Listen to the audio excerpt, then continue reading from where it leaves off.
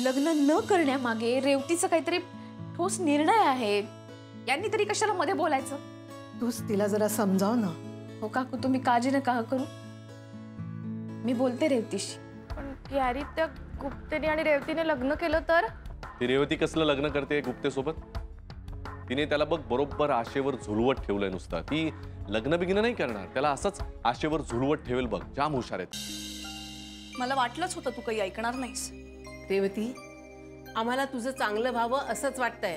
आयुष्याच्या कोणत्याही टप्प्यावरती आपल्याला समजून घेणाऱ्या माणसाची गरज असते रेवती. हे बघ रेवती, सगळीच माणसं सारखी नसतात. प्रत्येक माणसाकडे जरा स्वतंत्रपणे पहा. सुबोध, कुठे चाललेस? मी चाललोय कुठेतरी. Will you marry me? खरंच इतका आनंद होऊन राहिला ना मला. सौ रेवती सुबोध गुप्ते. आनंद भाऊजी, राधिका बोलून राहिले. बोला राधिका वहिनी. हा बोला बोला. रेवती गुप्ते भाऊ लग्न करून राहिले. काय चाललंय तुझं कामाचं? अरे लग्न ठरलं. कशी झालीये आता सोसायटी बघितलंस का? रेवती सारख्या बायका आहेत आता सोसायटीमध्ये. So progressive. म्हणजे एक चांगला मित्र सापडला आणि त्यांना असं वाटलं की हो, this can be my life partner. लग्न करून सुखी राहतात.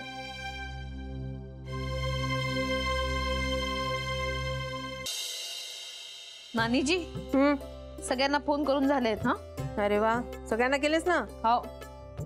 आनंद आणि जेनीला केला का? हो नानीजी.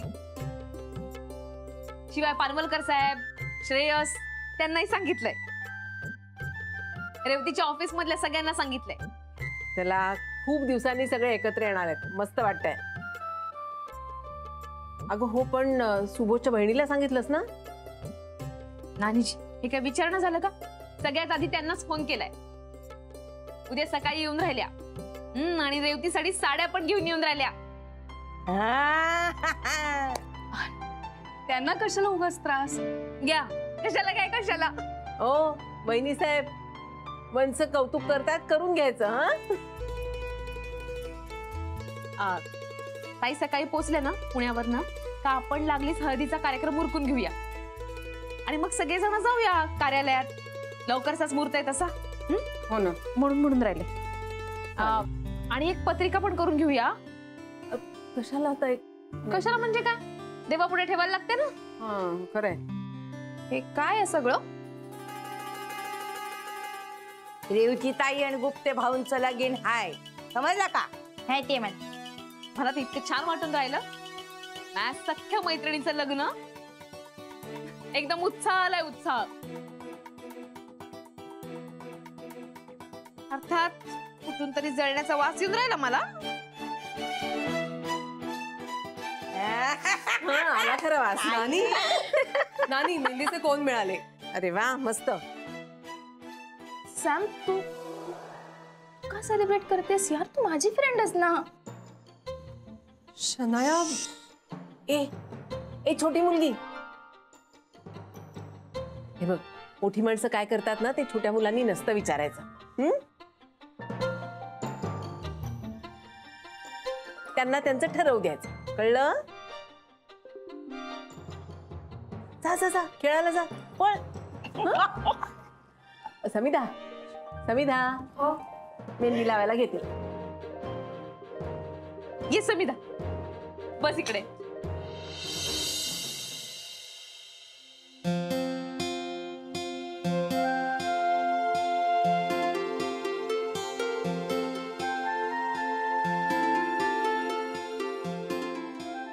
राधिका ताई, तुझी तयारी झाली?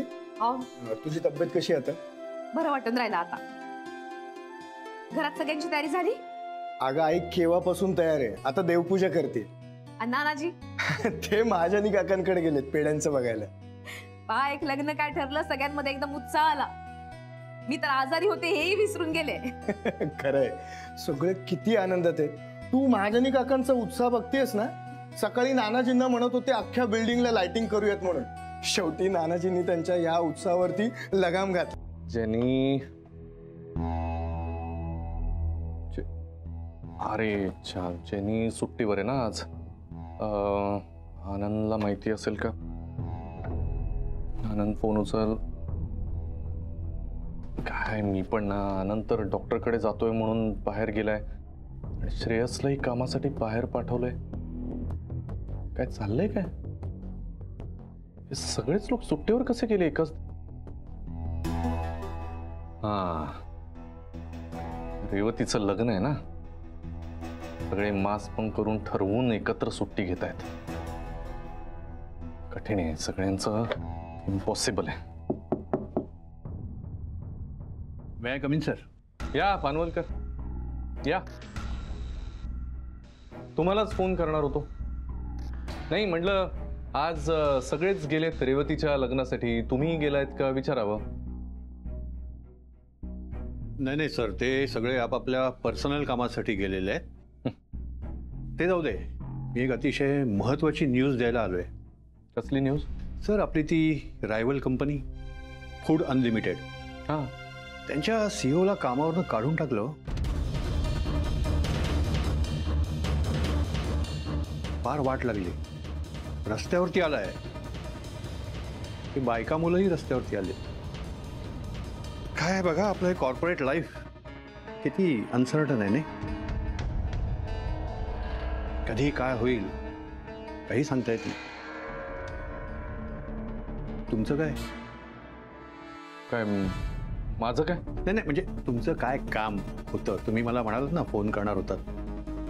हां, ते सुरवेंचे काही रेकॉर्ड्स चेक करायचे, ते जरा काढून ठेवा आणि ते बाकी जाऊ दे ना, आपण आपलं काम करूया. भावसरांना फोन करून पुढची मीटिंग ठरवा आणि हां, पुढच्या वेळेला असं सगळ्यांना एकाच दिवशी रजा मंजूर करू नका. ओके सर, नाही देणार.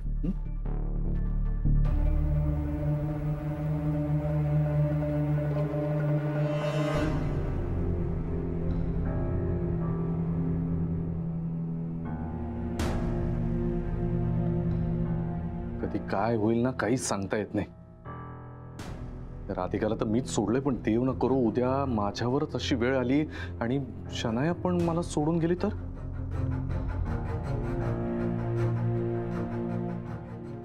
नाही नाही, एक वेळ अफेअर केलं तर कोणी काही बोलणार नाही, पण बायको नाही गर्लफ्रेंड सोडून गेली तर इज्जतच जाईल माझी सगळ्यांसमोर.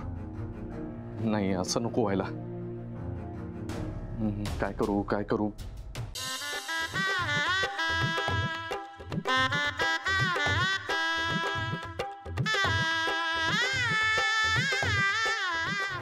मला ना सारखी भीती वाटते की शनाया मला सोडून तर नाही ना जाणार.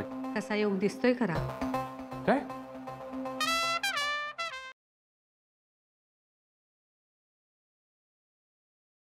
काल मी तुझ्या हाताला बांधलेला रुमाल कुठे? घरी.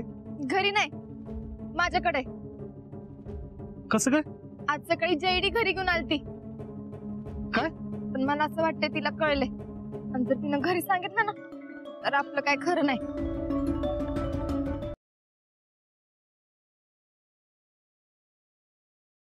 मला नेहमी असं वाटतं की या बऱ्याचशा गोष्टी आम्हाला आमच्या असतात, पण इथे आम्ही या इकडे येऊन गप्पा मारल्या, जेव्हा माझाही पूर्वीचा अनुभव आहे की इकडे येऊन गप्पा मारले की अशा आतल्या घरगुती गप्पा निघतात आणि मग आम्हाला एकमेकांविषयी माहिती मिळते. आपलं ज्याच्यावर प्रेम आहे त्याला स्वातंत्र्य द्यावं, इतकं आपल्यावर प्रेम न करण्याचं सुद्धा. Very good. उमेशला देणार नाही ना, मी म्हणून म्हटलं ना की माझ्यात ते नाहीये आणि मला ते आत्मसात करायला आवडतं. की उमेशकडनं घोकून घेणार आहे. हे तुझ्यासाठी उमेश, खूप छान वाक्य आहे, लक्षात ठेव.